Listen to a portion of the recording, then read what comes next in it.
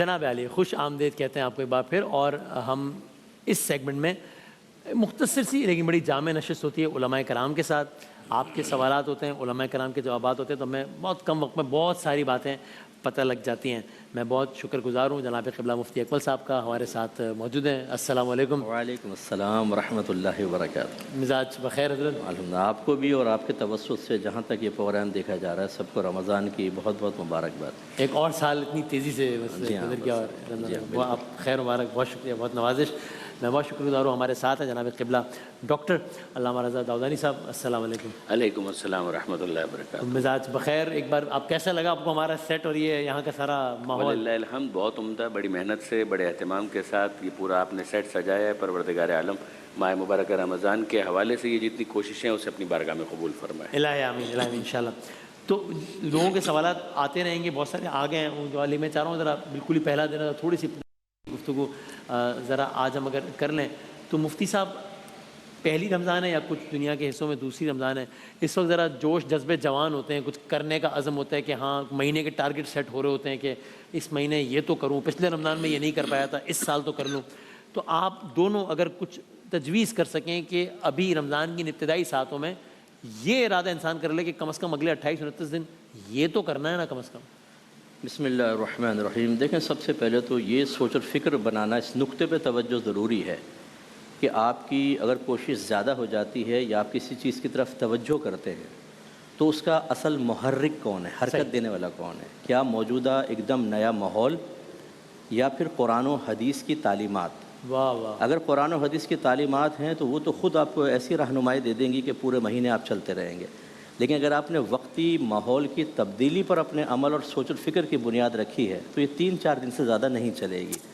اس لیے ہم نے دیکھا ہے مسجدیں بھر جاتی ہیں، شروع میں جگہ نہیں ہوتی فجر میں، اور اس کے بعد برف کی سیل کی طرح پگھلتے پگھلتے وہی ریگولر نمازی رہ جاتے ہیں. تراویح میں بھی یہی حال ہوتا ہے. اسی طرح بعض لوگ روزے بہت جوش پر رکھتے ہیں لیکن آخر میں معذاللہ ان کی سوچ اور فکر اور ظاہری عمل یہ ظاہر کرتا ہے جیسے ایک بوجھ سا آ گیا ہے، یار کب ختم ہوگا رمضان، کب ختم ہوگا. اس لیے گزارش یہ ہے کہ ایک تو ظاہری علوم بہت ضروری ہیں، ظاہری مسائل، تاکہ آپ کا روزہ فاسد نہ ہو، مکروہ نہ ہو، خراب نہ ہو. دوسرا روحانی تربیت کا اہتمام، ایسے دروس اٹینڈ کریں یا ایسی بکس گھر میں رکھیں کہ جس سے باطنی تربیت ہو اور انسان کو احساس ہو کہ روزہ آپ کے لیے ایک بہت بڑی نعمت ہے، کوئی زحمت نہیں ہے. کہ نبی کریم نے فرمایا کہ اگر میری امت جانتی کہ رمضان میں کیا ہے تو تمنا کرتی کہ کاش پورے سال ہی رمضان ہوتا. کیا بات، کیا کہنا ہے. اسی طریقے سے اپنے روٹین کو تھوڑا چینج کرنا ہوگا جو آپ کی جذبے کو، آپ کی استقامت کو ختم کر دے. اور یہ گناہ اور فضول چیزیں ہوتی ہیں. اگر اب بھی ہم سوشل میڈیا کو فضول یوز کریں، آوارہ گر دوستوں کے ساتھ رہیں، گندی چیزیں دیکھیں، گندی سوچیں، تو کچھ عرصے کے اندر یہ چیز ہمارے اندر بے نوری پیدا کرے گی. روزے کا ڈھانچہ رہ جائے گا، روح ختم ہو جائے گی، اور کچھ عرصے بعد پھر نفس اس ڈھانچے کو بھی ختم کر سکتا ہے. اس کے علاوہ خاص طور پہ اپنے غصے کو کنٹرول کروں گا، یہ ذہن بنا کے رکھیں تاکہ پورے روزے کسی کے اوپر پریشر نہ ڈالیں.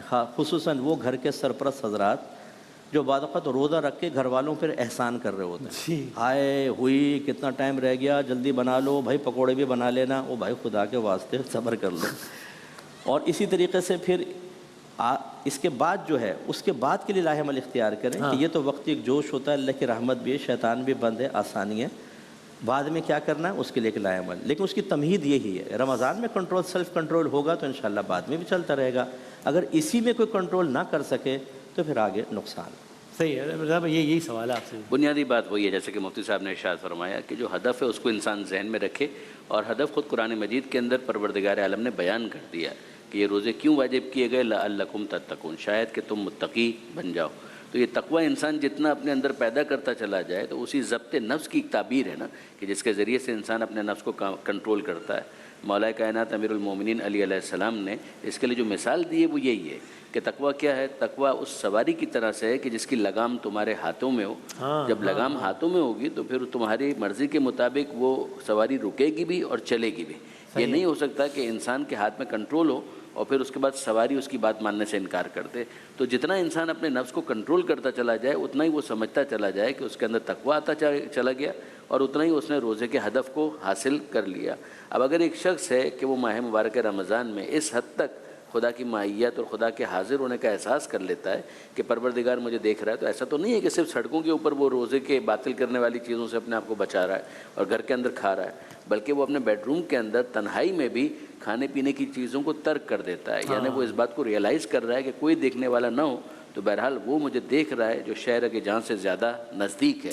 یہ احساس اگر انسان کے اندر پیدا ہو گیا تو خدا کیا سمجھانا چاہ رہا ہے کہ اے میرے بندوں، اگر 1 مہینہ تم نے میرے کہنے پر حلال چیزوں کو ترک کر دیا تو کیا باقی 11 مہینے تم میرے کہنے پر حرام چیزوں کو ترک نہیں کر سکتے؟ تو انسان اپنے پوٹینشل کو جج کرتا ہے کہ اس کے اندر صلاحیت کتنی زیادہ ہے، وہ اتنی آسانی کے ساتھ شیطان کے آگے اور اپنے نفس امارہ کے آگے سرنگوں نہ ہو جائے، سرنڈر نہ کر دے، سبمٹ نہ کر دے، بلکہ وہ اپنے اس پوٹینشل کو پہچانے کہ جو پروردگار نے اس کے اندر رکھا ہے اور وہ کم نہیں ہے۔ صحیح ہے۔ مفتی صاحب قرآن کریم کے پڑھنے کے حوالے سے رغبت دلاتے ہیں علماء کرام، اور بتاتے ہیں ہم علماء ایسے ہی سنا کہ رمضان کا تو تعارف ہی قرآن میں سرا ہے کہ وہ مہینہ جس میں قرآن نازل ہوا، اس کی کیا مطلب؟ ظاہر ہے آپ کہیں گے جتنا زیادہ پڑھا جا سکے اتنا اچھا ہے، لیکن کچھ تجویز کریں گے کہ بھائی مثال کے طور پہ یہ کہ پہلے پارے سے شروع کریں، یعنی تیسرے سے شروع کریں، یا جس طرف دل مائل ہے وہ شروع کریں، یا ترجمے کے ساتھ شروع کریں، مطلب کچھ بھی تجویز دیں گے قرآن مجید اس مہینے پڑھنے کے حوالے ایک بات پہلے یہ سمجھ لیں کہ قرآن کی ترتیب 2 طرح کی تھی، ایک ترتیب نزولی تھی، صحیح ہے، جو حالات اور ماحول کے مطابق ہوتی رہی، اور ایک ترتیب جمعی ہے کہ نبی کریم صلی اللہ علیہ وسلم صحابہ سے فرماتے تھے کہ اس آیت کو فلاں صورت کی فلاں آیت کے آگے رکھ دو۔ رائٹ۔ اب چونکہ قرآن کو سیکوینس میں کوئی ناول کی طرح یا ڈائجسٹ کی طرح نہیں ہے کہ ایک کہانی سی ہو، تو قرآن کے مضامین ایک آپ آیت پڑھیں گے منافقین کا ذکر ہوگا، ایک دم آپ دیکھیں گے پچھلی قوموں کے تذکرے شروع ہو جائیں گے۔ اس کا مطلب آپ کہیں سے بھی قرآن شروع کریں، قرآن آپ کی کیفیات کو تبدیل کرے گا، وہ ایک پیغام دے گا۔ تو یہ پہلا یا تیسرا سپارہ کوئی ضروری نہیں، شروع سے چاہے کریں، لیکن ہمارا مشورہ یہ ہوگا، اگر میں آپ کو یہ کہوں کہ بادامی میں آپ کو بہت اچھی ہدایت دینے لگا ہوں، اس پر عمل کرو گے دنیا بھی بہتر ہوگی، آخرت بھی، چی چی چی چی چوں چوں کر لو، تو آپ پہلا کویسچن یہ ہوگا یہ سمجھ ہی نہیں آیا مفتی صاحب کیا ہے۔ اب ہمارے یہ ہوتا ہے کہ عربک سمجھ میں نہیں آ رہی، حصول تحصیل ثواب کے لیے قرآن پڑھنا بھی سعادت انکار نہیں، اور آپ نہ بھی سمجھیں ثواب آپ کو ملے گا، صحیح۔ لیکن قرآن کے نزول کے جتنے میں نے مقاصد دیکھے اس میں میں نے ثواب نہیں دیکھا کہ اللہ نے یہ فرمایا میں نے ثواب کے لیے نازل کیا، ہدایت کے لیے، نصیحت کے لیے، تربیت کے لیے، اصلاح کے لیے، اور یہ ترجمہ اور تفسیر کے بغیر نہیں ہو سکتا۔ کوشش کریں کوئی اچھی مستند ترجمہ تفسیر لے لیں، اور روزانہ زیادہ کی نہ کوشش کریں، کوانٹٹی پہ نہ جائیں، کوالٹی کے اوپر جائیں۔ ایک آپ رکوع پڑھیں، اس کو دیکھیں کیا ہے، اس کو سمجھیں، اور اس کی روشنی میں اپنا احتساب، اگر اس میں برائی کوئی بیان ہوئی ہے تو یہ میرے اندر ہے کہ نہیں، میں اس کو نکالوں، نہیں ہے تو اللہ تیرا شکر ہے۔ پھر دوسروں کی اصلاح کے لیے نظر ڈالیں کہ جو میں سمجھاؤں دوسروں میں تو نہیں ہے، کم از کم اپنی فیملی میں اس برائی کو دور کریں، کوئی اچھی چیز کا ذکر ہے مجھ میں ہے کہ نہیں ہے تو میں پیدا کروں، اور پیدا ہے تو اللہ کا شکر ادا کروں، پھر گھر والوں پہ نگاہ ڈالوں، ان میں نہیں ہے تو ان میں پیدا کرنے کی کوشش کروں۔ یہ رمضان اس طرح قرآن کی تلاوت کر لیں، انشاءاللہ ہزاروں قرآن آپ بغیر سمجھے پڑھیں، اس سے یہ جو آپ نے مختصر حصہ پڑھا ہوگا یہ اس پہ غالب بھی ہوگا اور زیادہ نافع ہوگا۔ کیا کہنا ہے؟ اگر آپ دیکھیں تو پروردگار عالم نے یہی کہا ہے نا کہ افلا یتدبرون القرآن ام علی قلوب اقفالها، کہ یہ لوگ قرآن میں تدبر کیوں نہیں کرتے، کیا ان کے دلوں پر تالے پڑے ہوئے ہیں؟ اس کا مطلب یہ ہے جیسے کہ مفتی صاحب نے ارشاد فرمایا کہ ترویج ترغیب جس چیز کے لیے ہے وہ یہ ہے کہ انسان غور کرنے کے لیے آمادہ اور تیار ہو جائے، اور قرآن مجید کے سامنے بقرات بن کے نہ بیٹھے، قرآن مجید کے سامنے طالب علم بن کر بیٹھے، ایک شاگرد کی حیثیت سے بیٹھے، اپنے ذہن کے اندر پہلے سے ایک معنی کو مجسم کر کے قرآن مجید کے اوپر اس کو اپلائی کرنے کی کوشش نہ کرے۔ طالب علم کا کام یہ ہوتا ہے کہ استاد سے وہ سیکھے کہ وہ کیا اس کو سکھا رہا ہے، اور پھر اس کے حوالے سے اگر وہ پڑھتا چلا جائے تو آپ دیکھیں گے کہ متقین کا ذکر آتا ہے، پھر متقین کے اوصاف بیان ہوتے ہیں، تو انسان ان اوصاف کے بارے میں ایک چیک لسٹ تو بنا ہی سکتا ہے نا کہ میرے اندر یہ کتنی چیزیں موجود ہیں۔ پروردگار عالم سورہ فرقان کے اندر عباد الرحمن کی بات کرتا ہے کہ رحمان کے بندے کون ہیں، اب یہ کتنا جذب کرنے والا عنوان، پھر انسان اس کے اندر دیکھے کہ کون کون سی چیزیں ہیں کہ جو یہاں پر بیان کی گئی ہے، اور پھر اپنے آپ کو اس کے ساتھ کمپیئر کرے کہ کتنی ایسی باتیں ہیں جو مجھ میں ہیں، اگر ہے تو شکرن للہ، اور اگر نہیں ہے تو پیدا کرنے کی کوشش کرے۔ یہ ایک سادہ سا انداز ہوگا کہ جس کے اندر نہ کوئی جھگڑا، نہ کوئی فساد، نہ کوئی مارا ماری والا معاملہ ہوگا، نہ کوئی مناظرانہ رنگ اور انداز ہوگا، اخلاقی اور تربیتی بات ہوگی کہ جو ماہ رمضان کا مقصود بھی ہے اور قرآن کا ہدف بھی ہے۔ کیا کہنا ہے؟ آخر میں جاتے آتے ہم تو یہ آگے کی بات کر رہے ہیں، لیکن میں ذرا پیچھے ایک بنیادی بات پر آؤں۔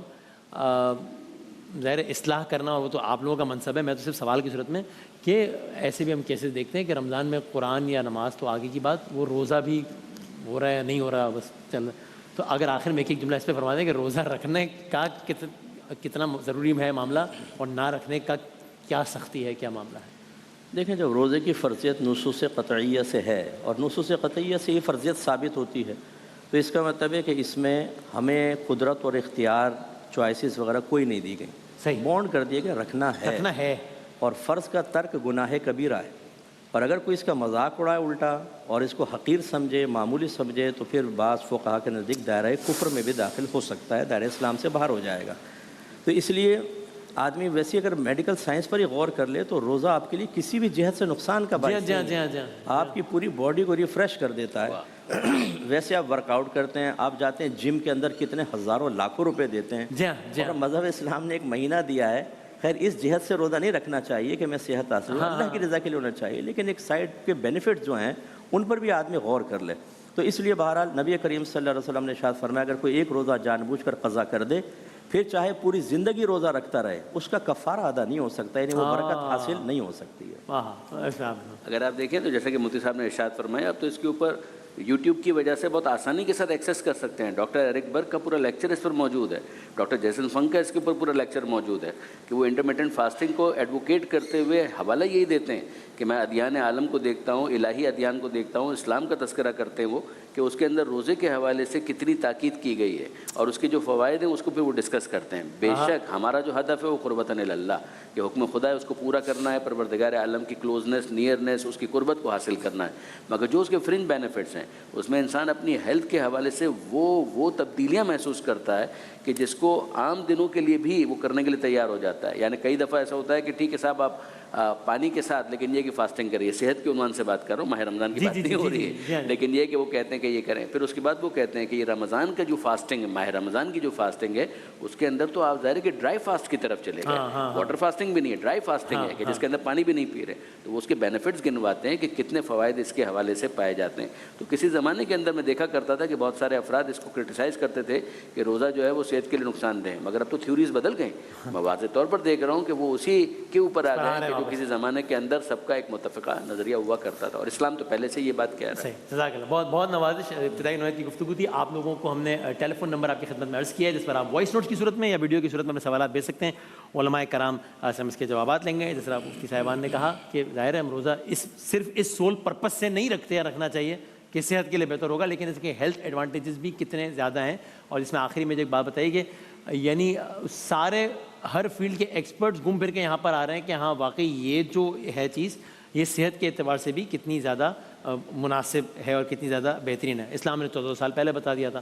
ہمارا اسی طرز کا سیگمنٹ قرآن اور سائنس کے، جس میں اس بات کا ہم جائزہ لیتے ہیں کہ سائنس عصر حاضر میں کیا کیا باتیں کر رہی ہے، قرآن اس زمانے میں کیا کیا بتا گیا، سرکار دو عالم صلی اللہ علیہ وآلہ وسلم کیا کیا فرما گئے پہلے سے۔ اسی تھیم پر بیسڈ ہمارا سیگمنٹ ہے قرآن اور سائنس، جس کے ساتھ ہم حاضر ہوں گے ایک چھوٹے سے وقفے کے بعد انشاءاللہ۔